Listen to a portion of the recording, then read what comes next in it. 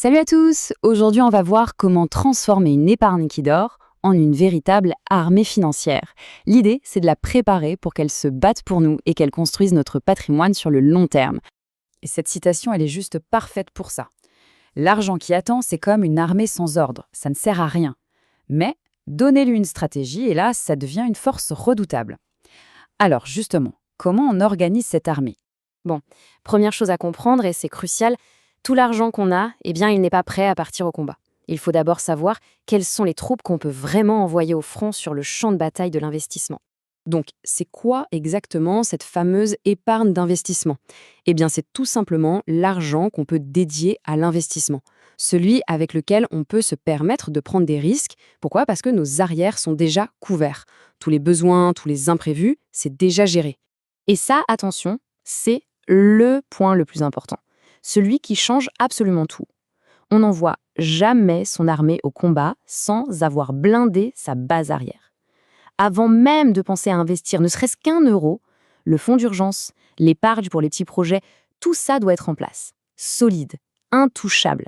C'est la règle d'or, non négociable. Regardez bien la différence, c'est le jour et la nuit.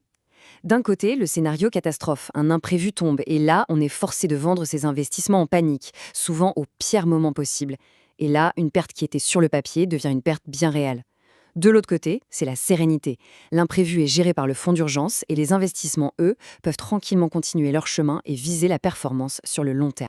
Bon, maintenant qu'on a identifié nos troupes, passons aux règles d'or. Comment est-ce qu'on assemble cette armée et surtout, comment on la déploie efficacement sur le terrain? La stratégie, elle est simple en fait. Elle se fait en 3 étapes. Étape 1, on met de l'argent de côté chaque mois. Peu importe le montant, mais on le fait systématiquement. Étape 2, cet argent, on l'investit régulièrement, sans se poser de questions sur le timing.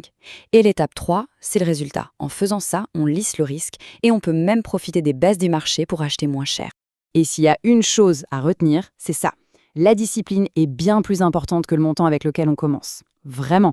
Il vaut mieux commencer avec une petite somme, mais être régulier, hyper constant, plutôt que d'attendre d'avoir une fortune pour se lancer.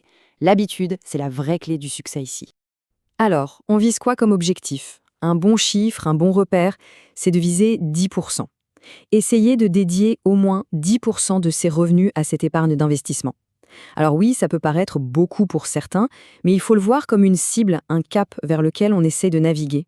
Et là encore, le choix est assez simple. Investir une grosse somme d'un coup, c'est un peu comme jouer à la loterie du timing. Si le marché plonge juste après, psychologiquement, c'est très très dur. Alors qu'en investissant régulièrement, mois après mois, on répartit ce risque. Et surtout, on construit une habitude en béton. C'est vraiment la voie royale vers la sérénité. Ah, il y a un point super important à clarifier. Un livret A, un LDD, c'est très bien, mais il faut voir ça comme une salle d'attente. C'est l'endroit parfait pour garer son argent en toute sécurité avant de l'envoyer au front. Mais, que ce soit bien clair, ce n'est pas le champ de bataille. Ce n'est pas là que l'argent va se battre et grandir pour nous. Ok, super. Maintenant, on va résumer tout ça en un plan d'action simple et clair. Voici les points clés à garder en tête pour cette mission. Alors, pour résumer, le plan de bataille.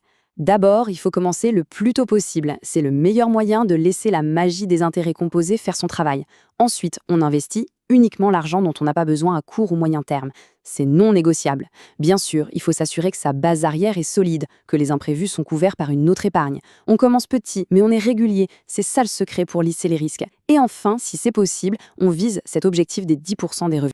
Évidemment, et c'est important de le dire, tout ce qu'on voit ici, c'est à but éducatif. Un bon stratège, ça fait toujours ses propres recherches avant de se lancer. Chaque décision doit être personnelle et bien réfléchie. Bon, après tout ça, il n'y a plus qu'une question à se poser. Est-ce qu'on est prêt à assembler cette armée pour aller conquérir sa propre liberté financière? D'ailleurs, si cette idée de bâtir sa propre liberté vous parle, si ça résonne, faites-le savoir. Mettez simplement le mot liberté en commentaire. Et si le sujet vous intéresse et que vous voulez découvrir le plan d'action complet pour vraiment mettre tout ça en place, eh bien n'hésitez pas à aimer cette analyse et à vous abonner pour ne surtout pas manquer la suite. Allez, à très bientôt!